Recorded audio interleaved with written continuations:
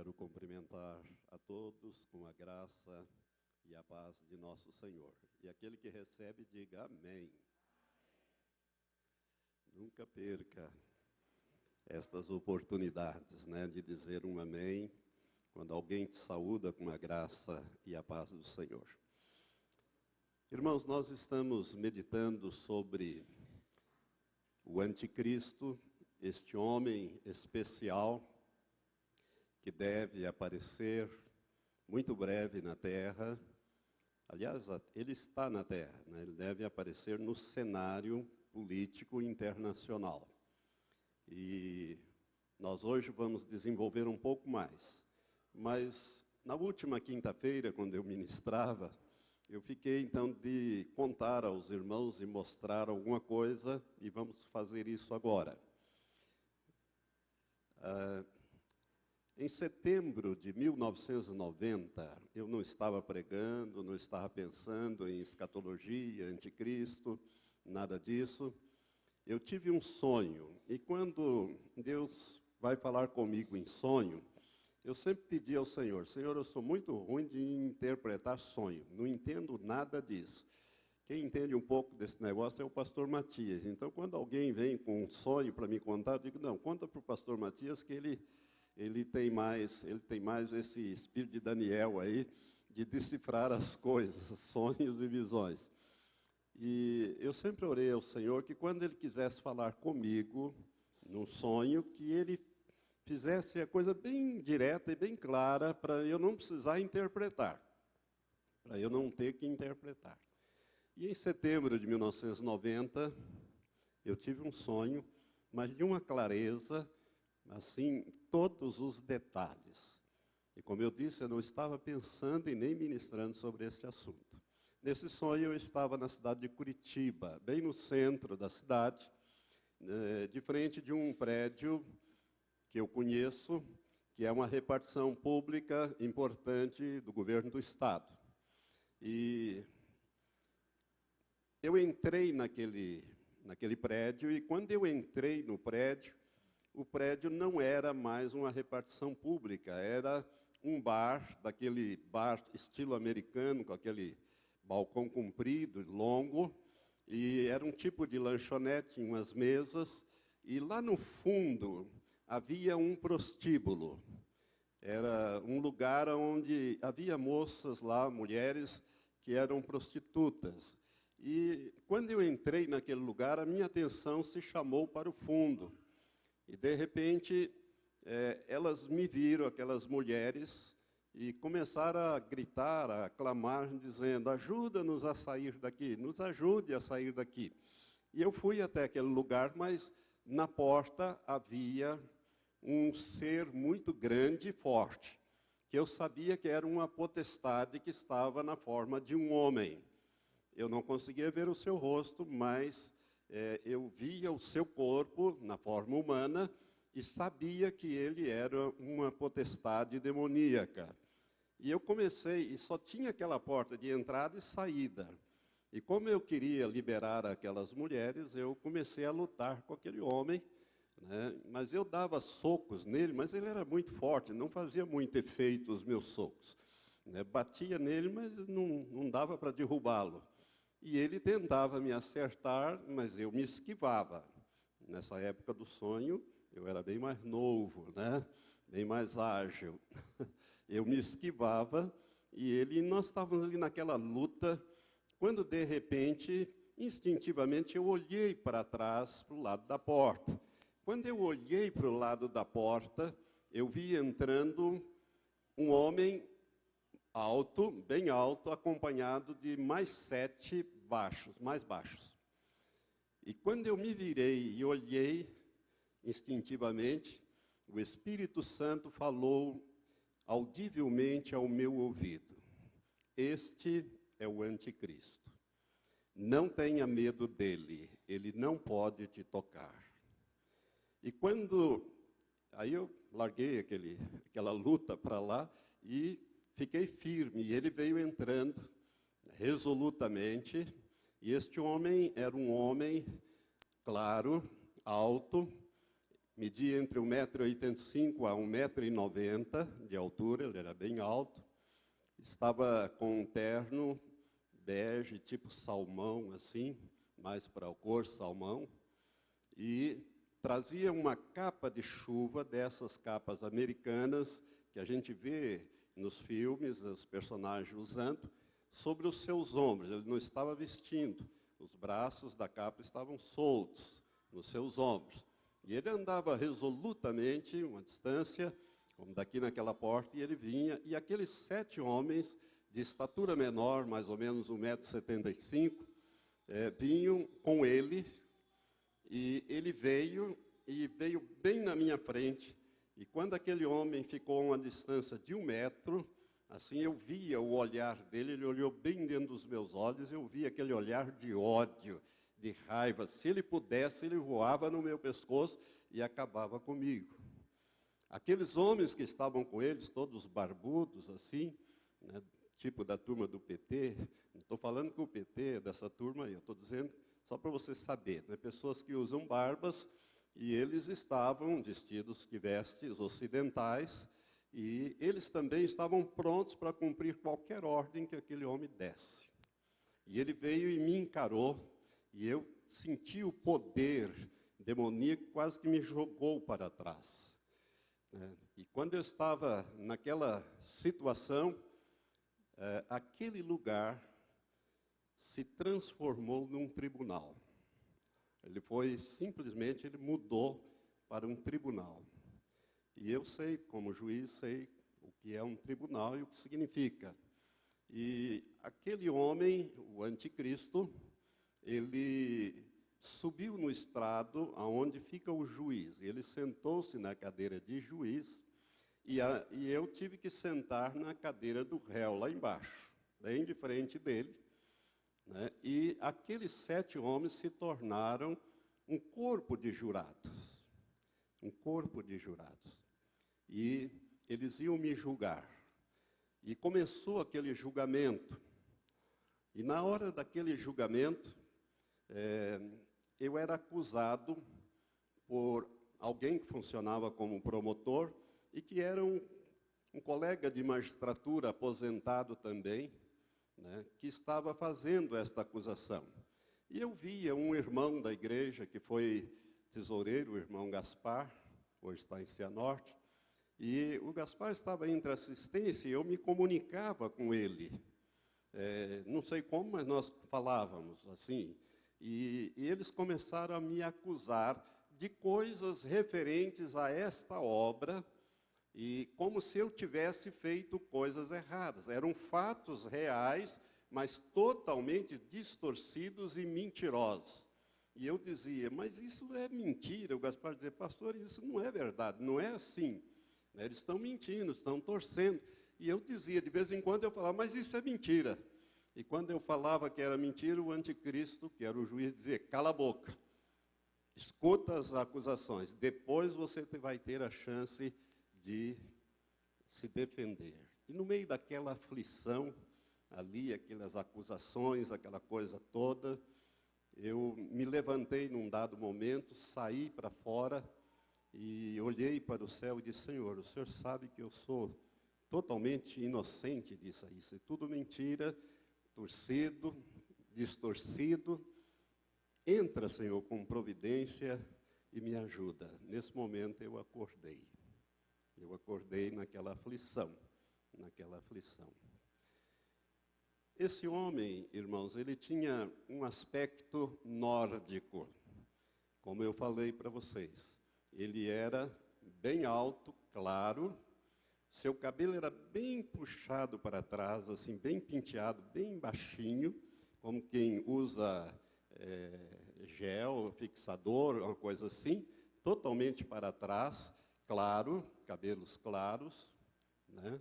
Olhos azuis, um homem que parecia um artista de cinema, parecia um ator bonito, uma presença muito forte, e um magnetismo muito forte, e um poder. Na medida que ele ia se aproximando, eu sentia o poder demoníaco querendo me jogar para trás, mas alguma coisa me segurava, como se eu estivesse para manter-me em pé.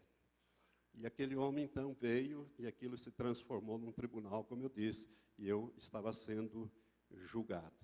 Desde esse sonho, que foi em setembro de 1990, eu tenho procurado ver nos noticiários internacionais, principalmente quando se refere à Europa, que eu sei que ele vem da Europa, então, ver se eu acho esse homem.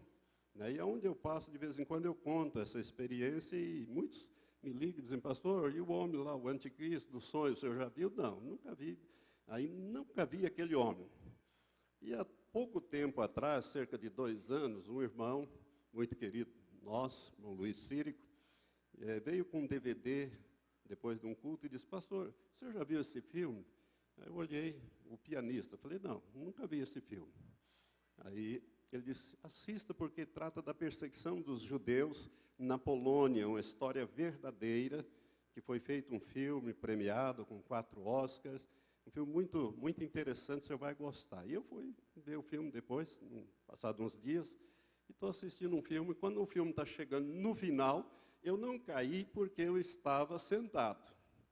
Mas aquela cena final que mostra um oficial nazista dentro de um casarão todo bombardeado, e ele, que é o ator principal, que era um pianista famoso na Polônia, ele consegue achar uma lata de pepino em calda e tenta abrir aquela lata com atiçador de lareira, e aquela lata cai e vai rolando. Aí aparece, a câmera pega o nazista de baixo para cima. Eu levei um susto tremendo, porque aquele ator é a cara do homem que eu vi. Ele parece demais com o personagem que o Espírito Santo me disse que era o anticristo. Esse ator, eu fiz uma pesquisa, peguei umas fotos dele na internet, vou lhe mostrar agora. Esse ator é Thomas Kretschmann. Thomas Kretschmann, ele fez esse filme em 2002, e é uma história verdadeira. Esse personagem existiu, ele ajudou esse outro a escapar da perseguição nazista no final da guerra. E esse ator, ele é bem mais baixo do que o personagem que eu vi. Ele tem 1,76 m. O anticristo tem quase em torno de 1,90 m, 85 a 90 de altura, bem mais alto. Thomas Kretschmann, quando fez esse filme, ele estava com 40 anos. O anticristo tinha uma aparência de uns 35 anos, mais ou menos. Era um jovem de 35 anos, mais ou menos, quando eu vi que ele veio falar. Eu vi, aquela imagem nunca saiu da minha mente. Se eu ver aquele homem em qualquer lugar, bati o olho, eu sei. Por isso que eu levei um susto quando eu vi aquele ator na primeira cena que ele aparece. Né? E olhos azuis, Thomas Kretschmann também tem olhos azuis, claro. Então, vou mostrar essas fotos agora. Se alguém puder apagar ali para mim, o Nivaldo vai projetar. São 4 fotos só para você ter uma ideia de quem que eu estou falando. Não estou dizendo que é esse homem, preste atenção nisso. Né? Mas é esse o rosto do personagem que eu vi.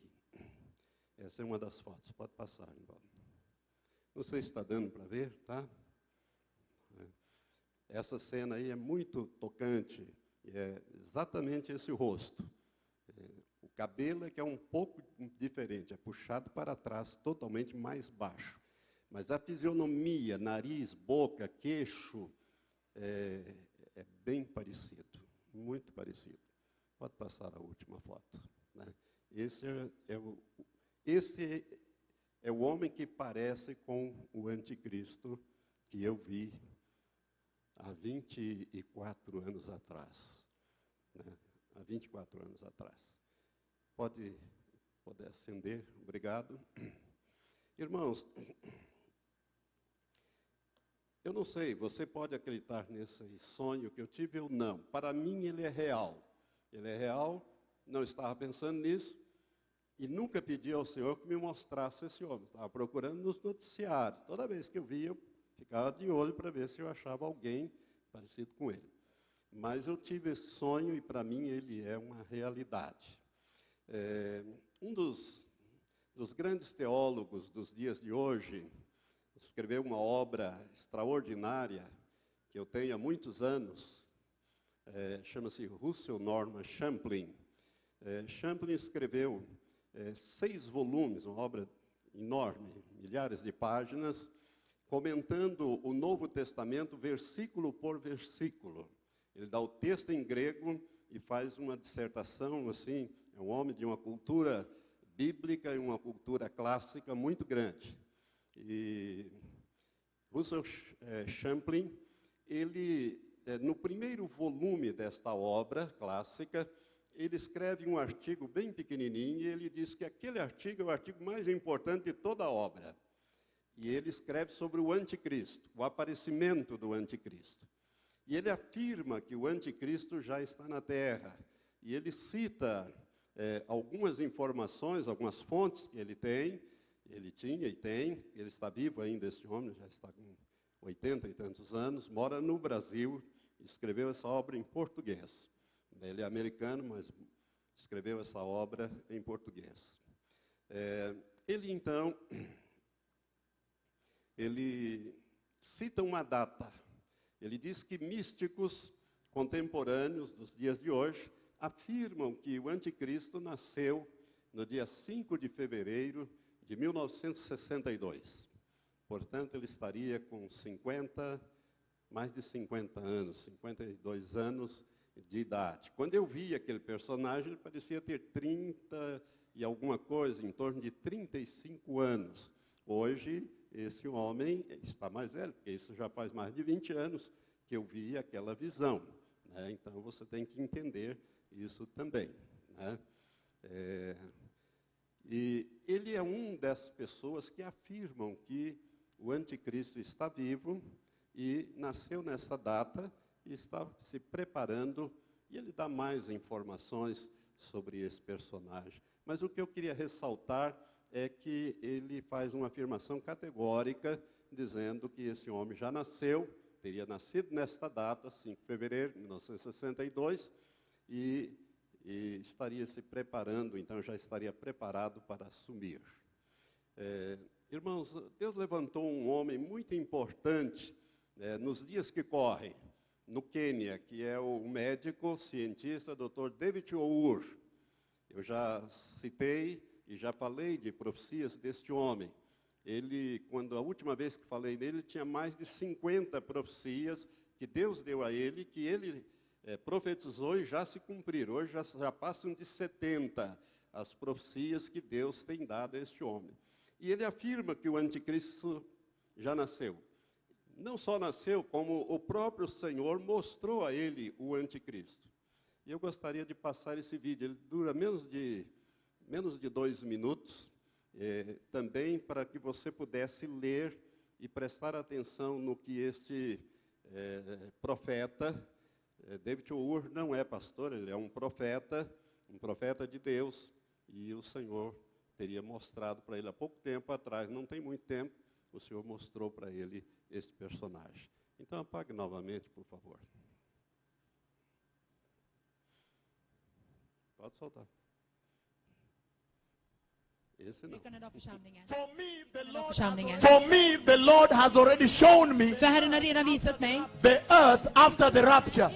hur jorden är efter And you uppryckandet. don't want to know what I know. Och du vill inte veta det jag vet. You don't want to know. Du vill inte veta. First of all, it was very dark. Det var mörkt. And I asked the Lord when I woke up. Och jag frågade Herren när jag vaknade. I asked the Lord, why was it very dark? Varför var det så mörkt, frågade jag Herren. Then later I understood. He gave me a revelation Senare förstod jag, för han gav mig en uppenbarelse, that the church att kyrkan is the light of the world. är livet i And when the världen. church is taken away, Och ljuset i världen, när den tas bort, darkness befalls the earth. så kommer mörkret över jorden. I later understood Och då förstod jag that you are the holy tabernacle of the Holy Spirit. att du är det heliga förbundet från den heliga Ande. And the Bible Och says Bibeln säger that in the book of 2 Thessalonians chapter 2, Andra Thessalonikerbrevet he 2, says så säger han the Spirit is Cristo já already está here. aqui. och att Antikrist ande är redan I här. know a little Eu bit sei more, which pouco I'm not mais, allowed to say here. mas não Jag posso vet falar lite mer, aqui. men jag är inte tillåten att säga mer här. I know the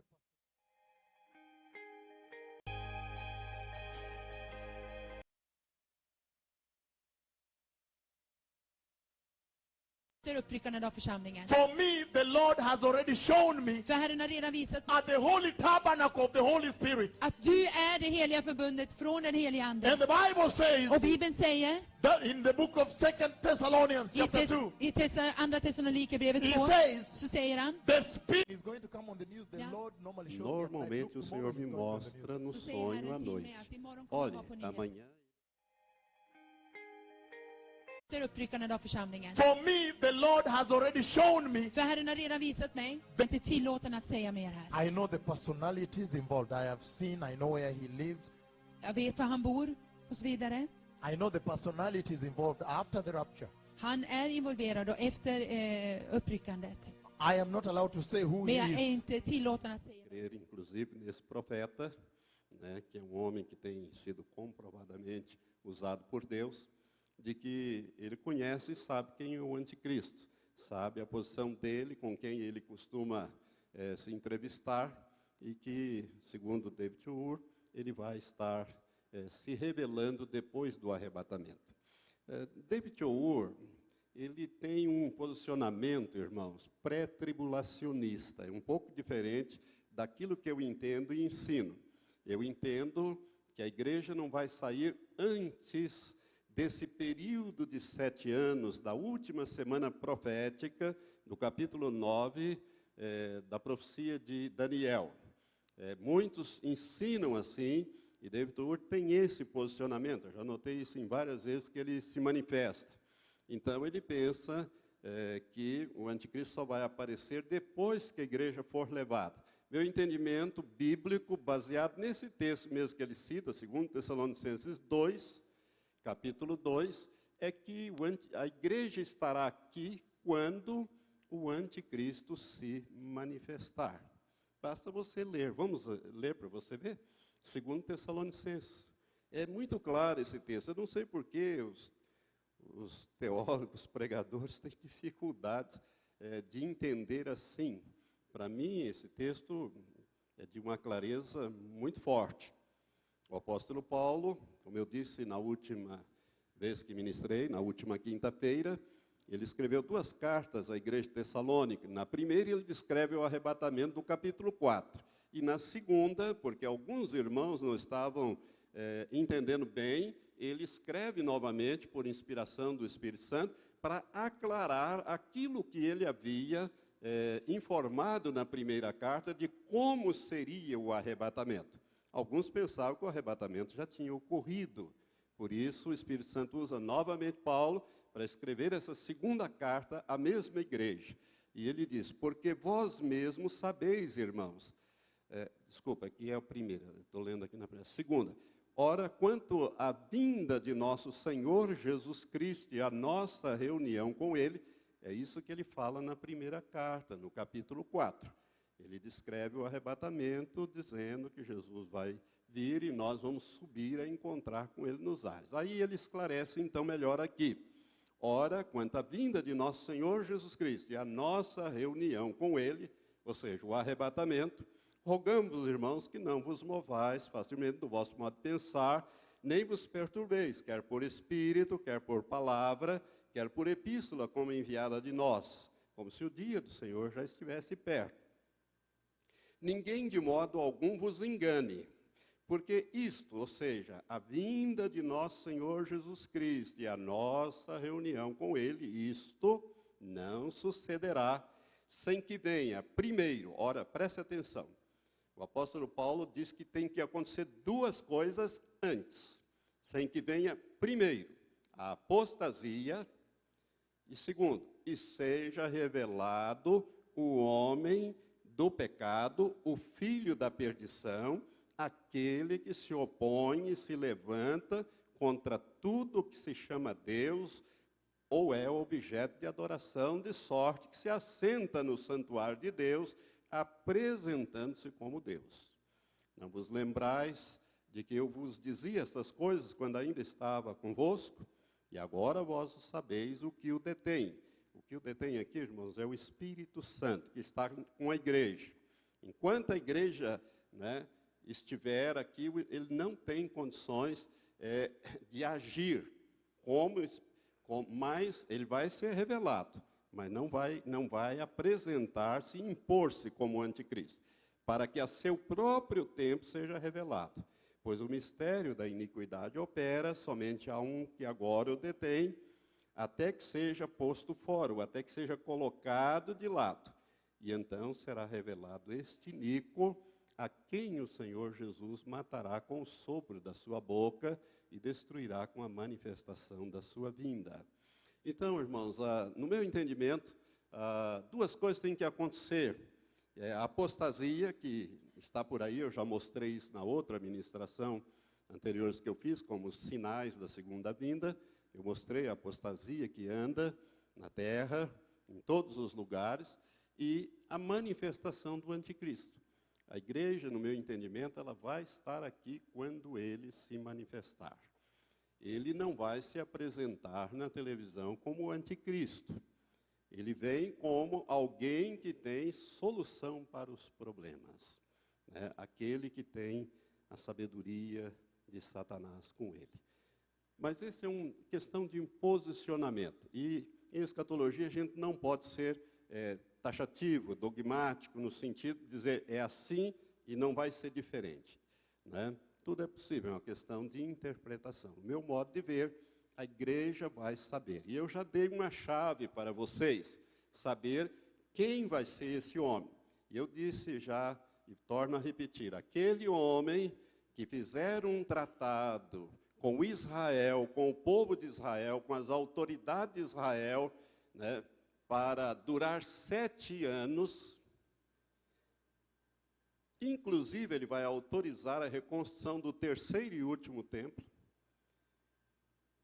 Aquele homem que assinar, que estiver à frente de uma confederação de nações, que nós já vamos ver aqui, né, na Europa, e assinar esse tratado de paz, esse homem é o anticristo, né? Nós podemos ter certeza que ele é o anticristo. Agora, então, vamos discorrer um pouco mais. Vamos lá para o capítulo 2 de Ezequiel. Capítulo 2 de Ezequiel, não, de Daniel. Capítulo 2 de Daniel. Daniel, esse capítulo 2, ele é extremamente importante, porque o rei Nabucodonosor, Daniel estava no exílio, ele fazia parte ali daquela elite, ele era um dos sábios da Babilônia. E o rei Nabucodonosor tinha tido um sonho que o deixou muito perturbado. Mas quando ele acordou, ele esqueceu o sonho. Mas ele sabia que tinha uma coisa importante. Chamou os sábios e disse, olha, eu vou dar uma tarefa para todos vocês. Se vocês, aquele que me decifrar este sonho, ele vai ser muito exaltado no reino. Vou dar muita coisa para ele.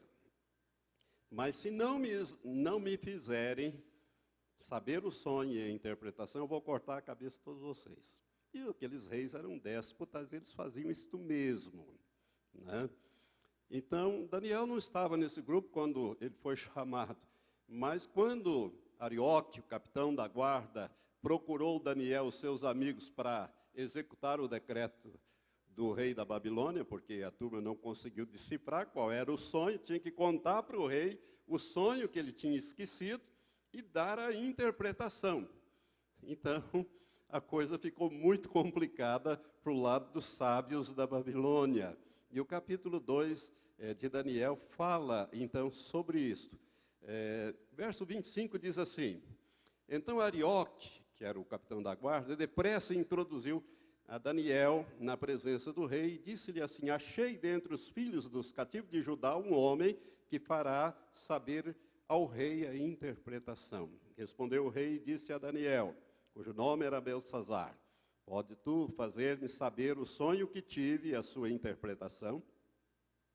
Respondeu Daniel na presença do rei e disse, o mistério que o rei exigiu, nem sábios, nem encantadores, nem magos, nem adivinhadores lhe podem revelar. Mas há um Deus no céu, o qual revela os mistérios. Ele, pois, fez saber ao rei Nabucodonosor o que há de suceder nos últimos dias. Preste atenção nesta frase. Esta revelação, que começa lá na Babilônia, ela vem até os últimos dias. E Deus deu esse sonho com dois propósitos. Primeiro, pegar Daniel e os seus amigos e levá-los na corte. Depois dessa interpretação, ele se torna o primeiro ministro do reino da Babilônia, o homem mais importante depois do rei. Deus usou esse subterfúgio para fazer isto. E a segunda coisa que Deus queria era revelar o que ia acontecer lá no fim. Lá no final, nesse tempo do fim que nós estamos vivendo. Então, essa profecia tem a ver com esse tempo e com esse personagem, o anticristo, que nós estamos fazendo. Final do verso 28. O teu sonho e as visões que estivesse na sua cama são essas.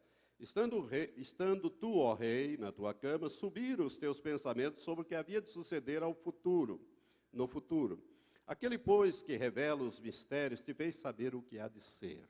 E a mim me foi revelado esse mistério, não por eu ter mais sabedoria que qualquer outro vivente, mas para que a interpretação se fizesse saber ao rei e para que entendesse os pensamentos do teu coração.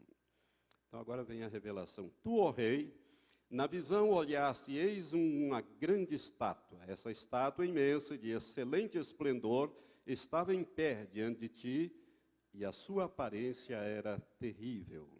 A cabeça dessa estátua era de ouro fino, o peito e os braços de prata, o ventre e as coxas de bronze, as pernas de ferro e os pés em parte de ferro e em parte de barro.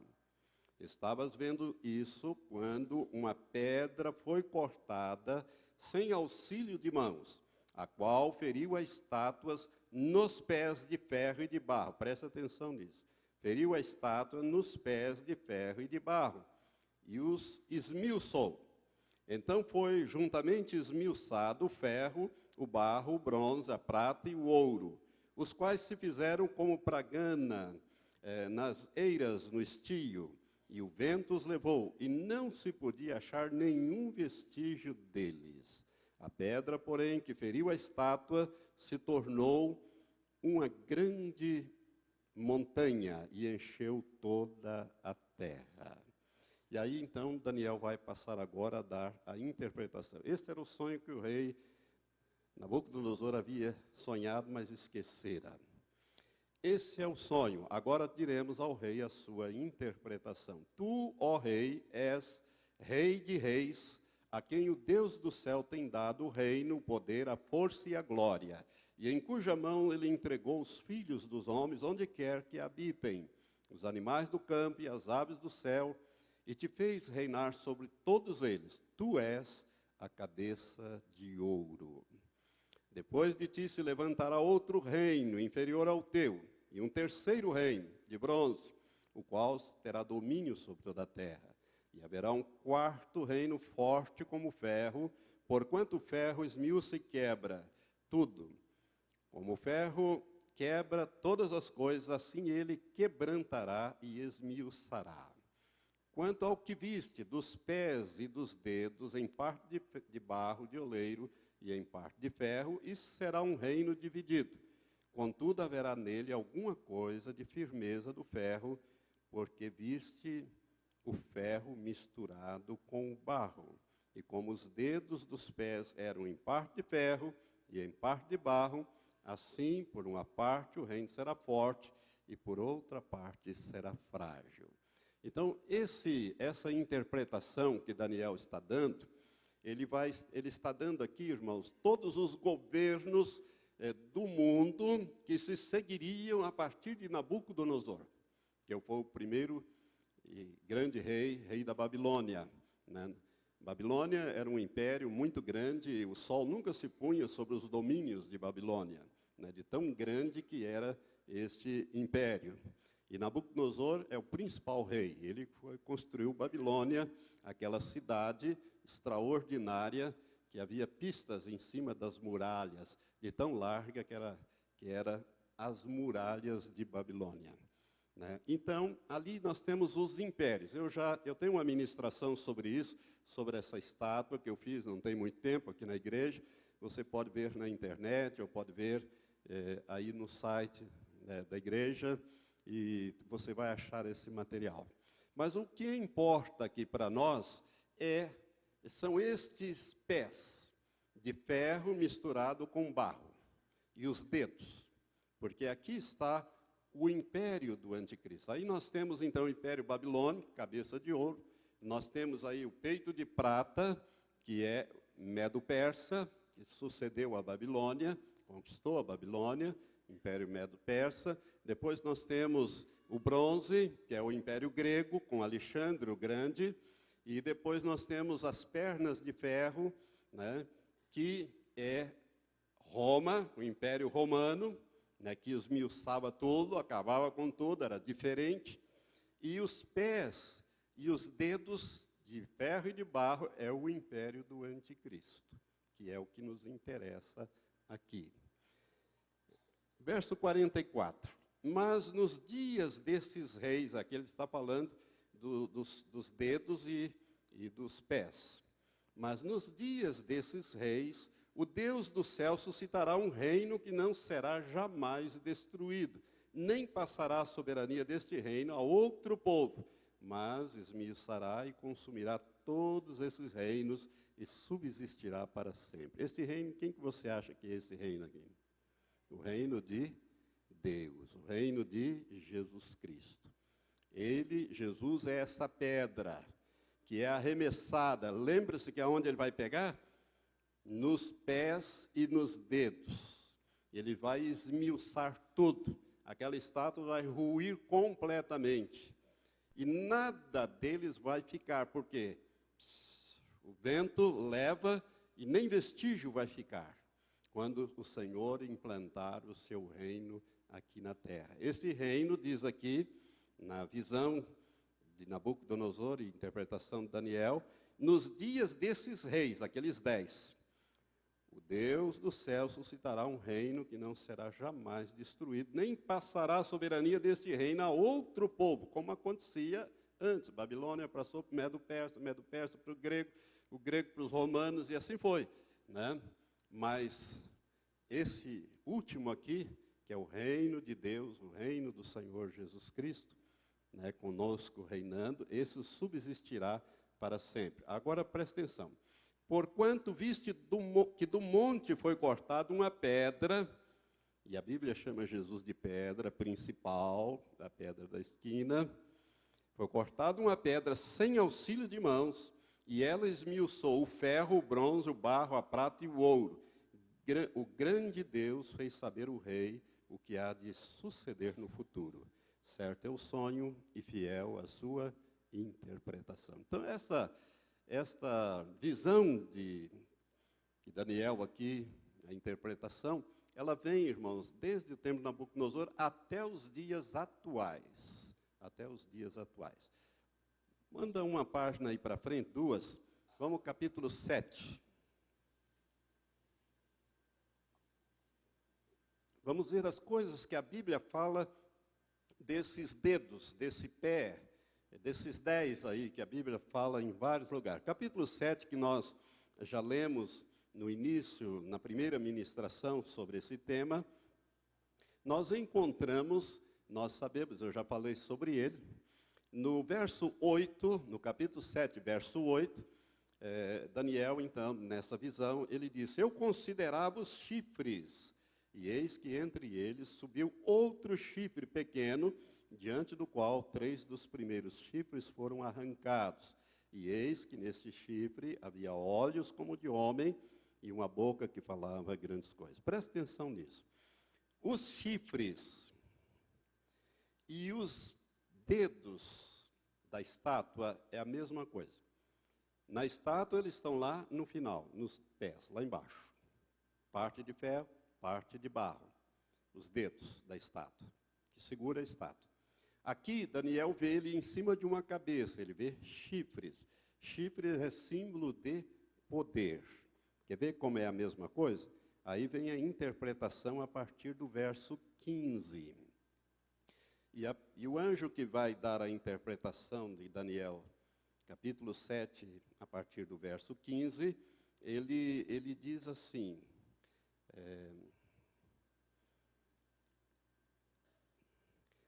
verso 23.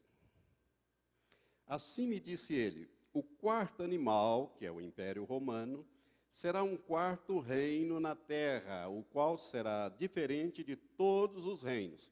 Devorará toda a terra e a pisará aos pés e a fará em pedaços. Irmãos, quando o Império Romano conquistou o mundo inteiro e quando ele se esfacelou, as nações como nós a vemos hoje, a França, a Itália já existia, mas a França, enfim, todos aqueles, a Alemanha e todos eles, foram os pedaços do Império Romano que formaram estas nações. Quando, em 476, os bárbaros invadiram o Império Romano e foram destruindo o Império e formando nações livres, a partir do século V da era cristã. Então, foi feito em pedaços. Verso 24. Quanto aos 10 chifres, daquele mesmo reino, Império Romano, se levantarão 10 reis. E depois deles se levantará outro, qual será diferente dos primeiros, e abaterá 3 reis. Este outro é o pequeno chifre do verso 8. Ele vai abater 3 reinos. Preste atenção nisso. Ele vai, verso 25, proferirás palavra contra o Altíssimo e consumirá os santos do Altíssimo. Cuidará de mudar os tempos e a lei, e os santos lhe serão entregues na mão por um tempo, e tempos e metade de um tempo. Eu já lhe expliquei aos irmãos que essa é a forma hebraica de dizer 3 anos e meio. Um tempo é 1 ano, tempos plural 2 anos, metade de um tempo, meio ano. Mas o tribunal se assentará em juízo e lhe tirará o domínio para o destruir e para o desfazer até o fim. O reino e o domínio e a grandeza dos reinos debaixo de todo o céu, ou seja, em toda a terra, serão dados ao povo dos santos do Altíssimo. E o seu reino será um reino eterno, e todos os domínios o servirão e lhe obedecerão. Aqui é o fim do assunto. Ou seja, quando Jesus implantar o seu reino milenial aqui, é em toda a terra. Em toda a terra, e todos os povos no milênio vão obedecer a Jesus, vão ter que servi-lo, e a igreja vai estar com Jesus governando aqui durante o milênio com vara de ferro. Deu para você compreender até aqui? Quer ver como isso se aplica bem ao anticristo? Vamos no último livro da Bíblia, Apocalipse 13. Apocalipse capítulo 13, nós vamos ver essas mesmas visões aqui. Agora já um pouco mais profundas, dadas a João. Capítulo 13, que nós já lemos e também fizemos uma exegese, uma interpretação rápida sobre eles. Nós vemos aqui, o verso 1 diz, então vi subir do mar uma besta que tinha o quê? 10 chifres e 7 cabeças. Os chifres, os dedos do pé, os chifres são a mesma coisa. Ou seja, serão 10 reinos ou 10 reis. Ora eles falam em rei, outra hora falam em reino, mas significa 10 países. E 7 cabeças. 7 cabeças nós sabemos que são os 7 impérios que eu já falei para os irmãos. O Império Egípcio, um dos mais antigos, o Império Assírio, o Império Babilônico, o Império Medo-Persa, o Império Grego, o Império Romano VI e o 7º é o Império do Anticristo. Esses 10 chifres têm que ser colocados na última cabeça, que é o Império do Anticristo. E diz aqui, e a besta que vi era semelhante ao leopardo, e os seus pés como de urso, e a boca como leão. João está olhando para trás. Agora, preste atenção nesse detalhe. E o dragão deu-lhes o seu poder, o seu trono e grande autoridade. Ou seja, a besta que sobe do mar, que é o anticristo propriamente dito, ele vai receber do dragão. Quem é o dragão? Satanás, símbolo de Satanás. Ele vai receber de Satanás o quê? O seu poder, o poder de Satanás, né? Deu a ele o seu poder, o seu trono e grande autoridade. Agora o verso 4. E adoraram o dragão, porque deu à besta a sua autoridade. E adoraram a besta, dizendo, quem é semelhante à besta? Quem poderá batalhar contra ela? Quando eu falar sobre as duas testemunhas, eu vou explicar melhor esse verso aqui. E foi-lhe dado uma boca que proferia arrogâncias e blasfêmias, e deu-se-lhe a autoridade para atuar por 42 meses, aos 3 anos e meio aqui novamente. Ou seja, trata-se do mesmo pequeno chifre de Daniel 7:8, está aqui agora na forma de uma besta, na forma de uma fera terrível. É esse o texto original, né? E vai atuar com poder total sobre a terra, 3 anos e meio, ou 42 meses, ou 1260 dias. E abriu a sua boca em blasfêmias contra Deus para blasfemar do seu nome, do seu tabernáculo e dos que habitam no céu. Também lhe foi permitido fazer guerra aos santos. Que santos são esses? Os que ficaram para trás no arrebatamento da igreja. E vencê-los. Vai fazer guerra e vai vencê-los, vai matá-los, vai torná-los mártires. Então, irmãos, isso é muito sério. Por quê? Porque a igreja precisa se preparar. Sua vida não pode ter mancha, não pode ter ruga. Pecado é pecado. Olha que isso é muito sério. Então, parte da igreja vai ficar para trás. Não tenha dúvida disso, né? E diz aqui, fazer guerra aos santos e vencê-los. E deu-se-lhe a autoridade sobre toda a tribo, povo, língua e nação. Ou seja, o reino do anticristo vai abranger toda a terra. Toda a terra. Não vai escapar ninguém. Ninguém. E adorá-lo-ão, diz o verso 8, todos os que habitam sobre a terra, esses cujos nomes não estão escritos no livro da vida do Cordeiro, que foi morto desde a fundação do mundo. Se alguém tem ouvidos, ouça. Irmãos, o reino do anticristo, esse personagem que está aí para ser apresentado no mundo, ele vem com soluções.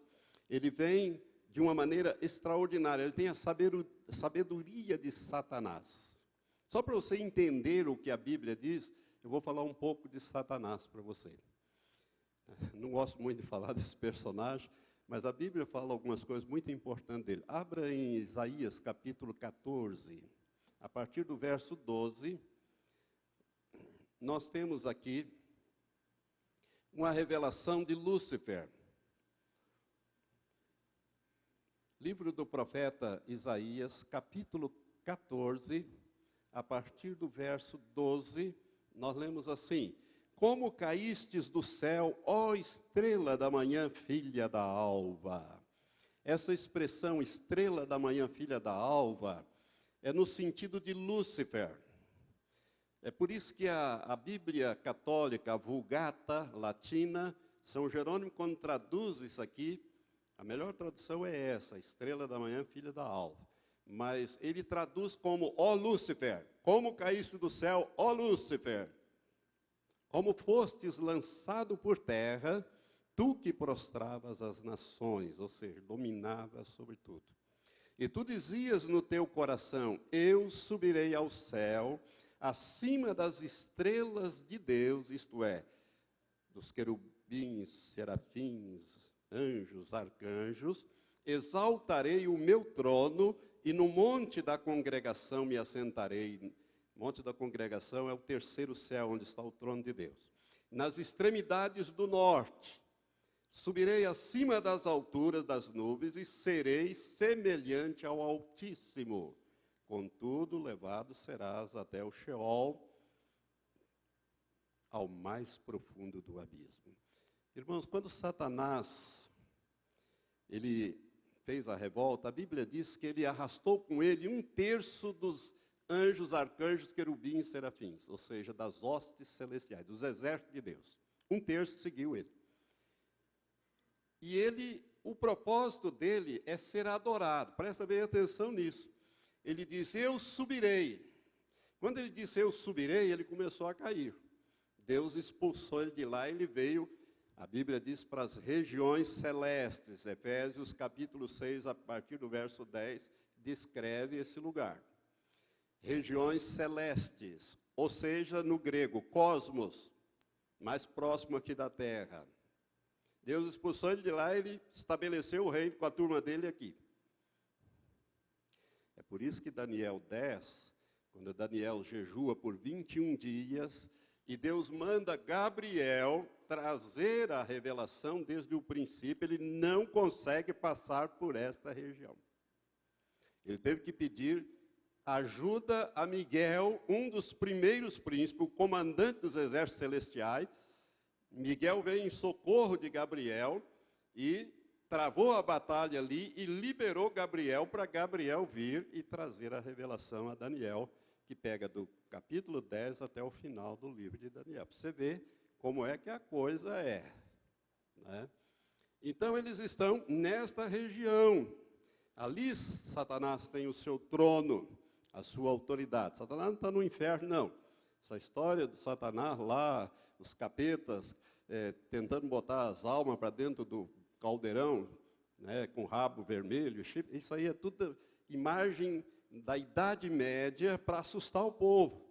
Porque o povo era inculto, não sabia ler, então tinha que ter essas imagens para o povo saber que tinha um inferno, um lugar de sofrimento, capeta e tudo isso. Mas não tem nada a ver com a realidade bíblica e espiritual. Eles estão nesta região. Então ele disse, eu subirei. Deus expulsou de lá e veio para essa região com o seu exército. Mas ele não vai ficar ali. No arrebatamento da igreja, capítulo 12 de Apocalipse, a Bíblia diz que Miguel vai desalojá-lo e arrojá-lo para a terra. Ele vem para a terra. Na grande tribulação, depois que a igreja subir. Por isso, não queira ficar para trás, porque o diabo vai estar governando a terra na pessoa do anticristo. É por isso que ele vai dar o trono, poder, grande autoridade. Mas da terra também ele não vai ficar, porque quando Jesus voltar com a igreja em poder e grande glória, Apocalipse 19, Satanás e os demônios serão presos e lançados no abismo mais profundo, onde eles vão ficar 1000 anos. E do abismo ele vai para o lago que arde com fogo e enxofre, preparado para o diabo e os seus anjos, e para lá irão todos os que rejeitarem a salvação de Deus, em Cristo Jesus. Então, quando ele disse, eu subirei, ele começou a cair. Agora, Ezequiel 28 fala um pouco mais desse personagem para você ver. Ele usa aqui a expressão rei de Tiro, Ezequiel capítulo 28.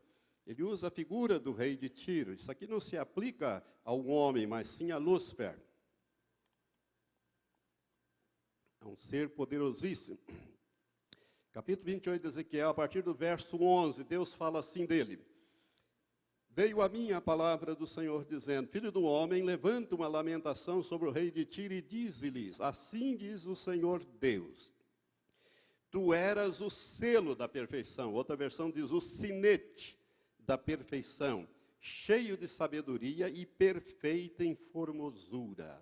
Estiveste no Éden, no jardim de Deus, cobria-te de toda pedra preciosa, cornalino, topázio, ônix, a crisólida, o berilo, o jaspe, a safira, a granada, a esmeralda e o ouro. Em ti se faziam os teus tambores e os teus pífaros.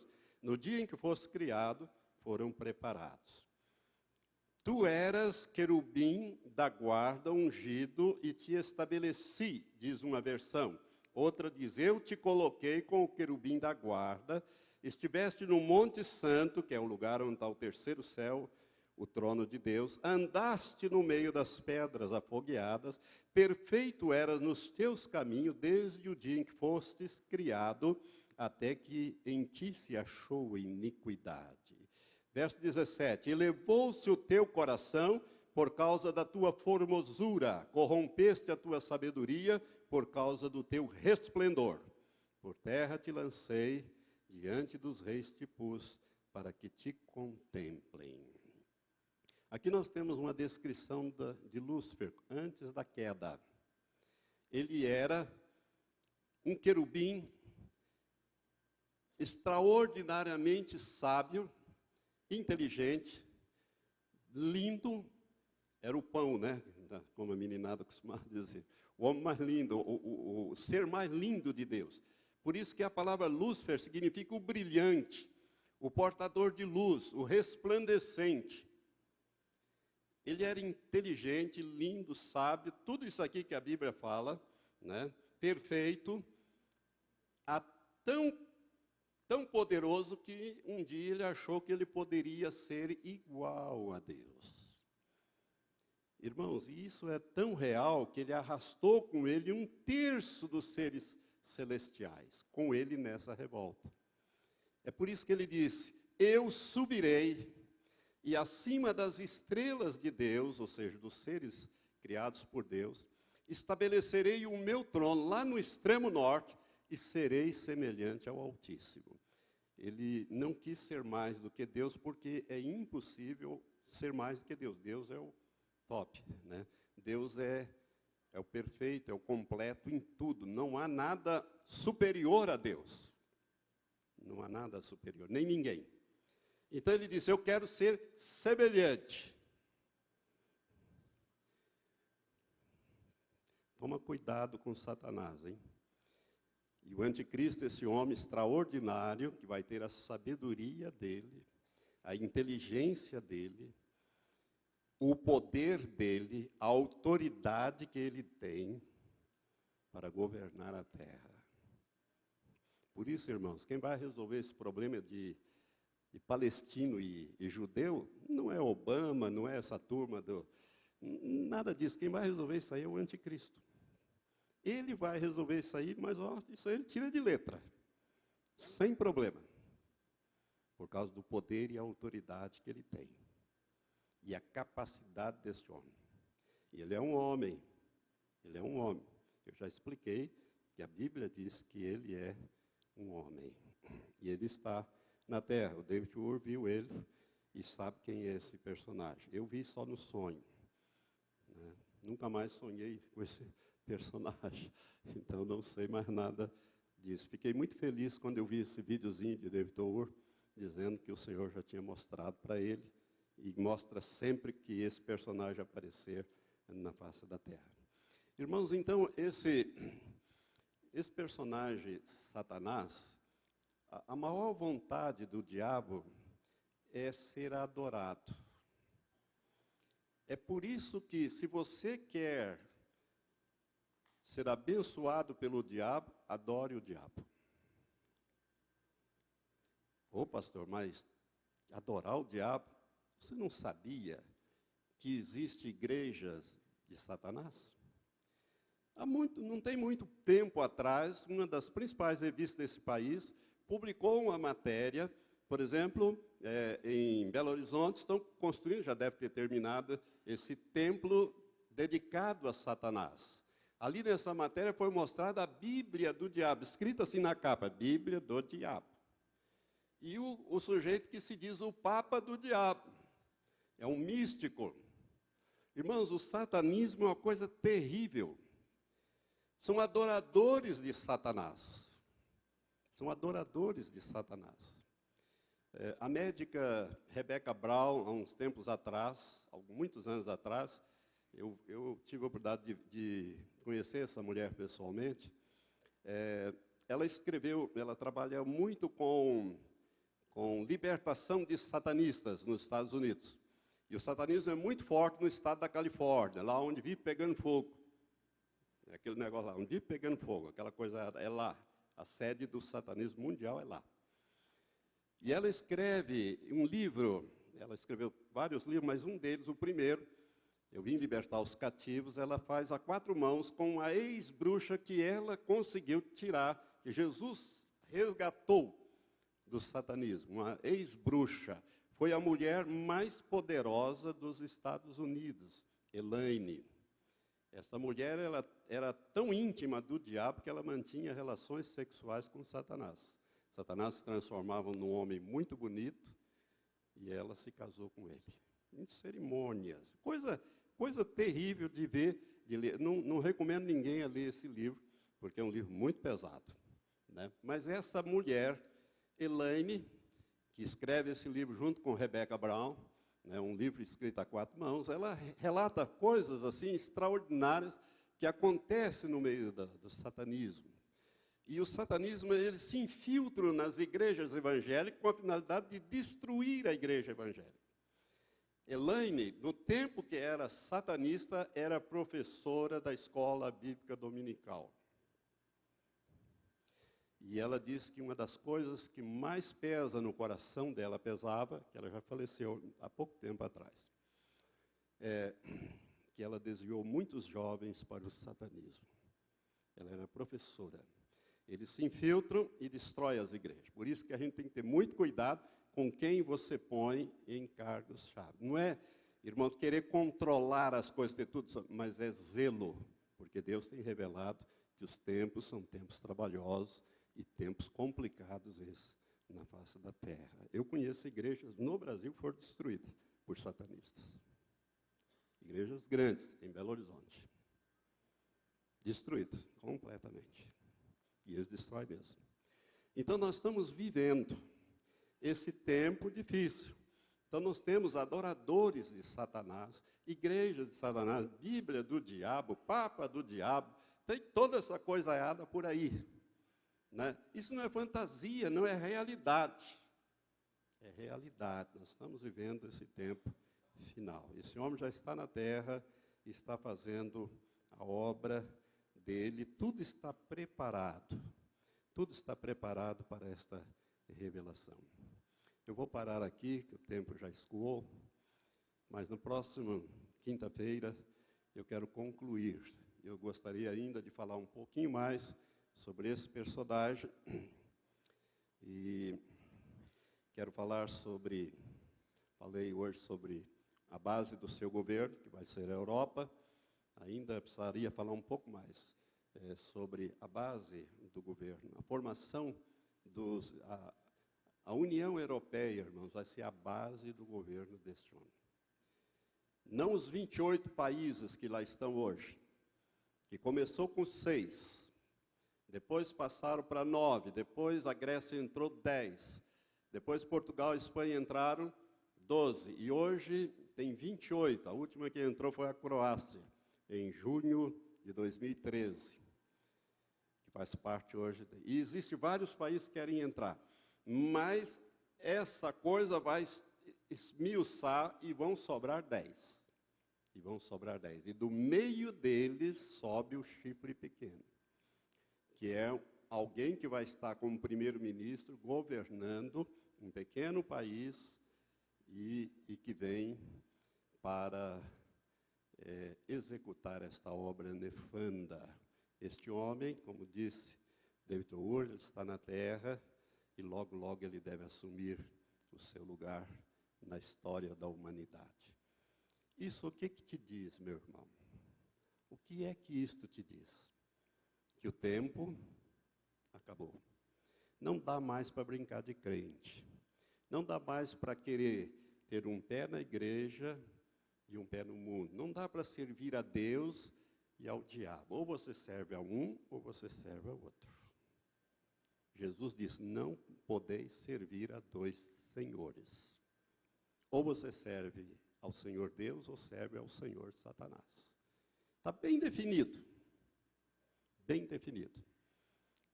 Quando Jesus encerra, o anjo que traz a revelação a João no Apocalipse, encerra o livro, ele diz, quem é santo, santifique-se mais ainda. Quem é sujo, surge-se mais ainda. Quem é injusto, faça injustiça ainda. Porque cedo vem. E comigo está o meu galardão, para dar a cada um segundo as suas obras.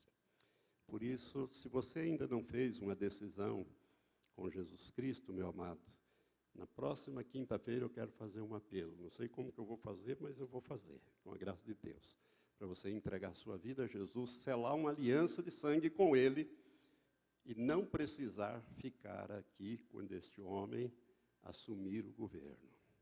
Primeiro, nós vamos ter a primeira etapa, 3 anos e meio, no meu entendimento. Respeito os que entendem diferente, né? Os que acham que nós vamos sair logo no início dos 7 anos. Oxalá seja assim. Oxalá esteja eu errado e essa turma toda certa. Mas eu penso que não será assim e vou mostrar para vocês dentro da palavra de Deus. Vamos ficar em pé? Você foi abençoado nesta noite? São ministrações pesadas, mas necessárias. Nós temos que estar desperto para a realidade espiritual do tempo presente. Irmão, irmã, o que está acontecendo no mundo, essa confusão, essa desgraça toda, né? Gays, lésbicas, essa coisaiada toda aí, nesse país e em toda a terra. Isso não é uma coisa normal, é anormal. Isso faz parte desse contexto. O mundo está entrando em convulsão moral, ética. Olha para as situações nesse país. Não precisa mais do que falar do que essa bagunça da Petrobras aí, né? Moral, ética, espiritual. Tudo isso aí, irmãos, são sinais da iminência da volta de Jesus. Por isso a igreja precisa ser despertada para esta realidade presente, para que a tua vida seja colocada em ordem no altar, a fim de que você seja levado no dia do arrebatamento. Amém? Se você foi abençoado, levante as mãos para os céus. Pai Santo, nós te louvamos, porque a tua palavra é sempre lâmpada para os nossos pés, é também luz para o nosso caminhar. A tua palavra, Senhor, nos esclarece, nos situa no tempo, na história, na realidade do cotidiano. Ó Deus, quando olhamos para as coisas que estão acontecendo diante dos nossos olhos, e que a mídia tem dado, e olhamos para a tua palavra profética, nós jubilamos, Senhor, porque a nossa redenção se aproxima. O dia de irmos para a pátria celestial se aproxima. Por isso, Senhor, limpa a igreja pela palavra. Ó Deus, que a santificação do corpo, a santificação da alma e a santificação do espírito seja uma realidade na vida desta igreja e na vida de todos que me ouvem no rádio, na internet, através dessas gravações. Pai, prepara os teus santos para a gloriosa volta de Jesus. A nossa oração será sempre: Maranata, ora vem, Senhor Jesus. Assim oramos em nome de Jesus. Amém. Dá um abraço a quem está perto, vai em paz, porque o Senhor é conosco.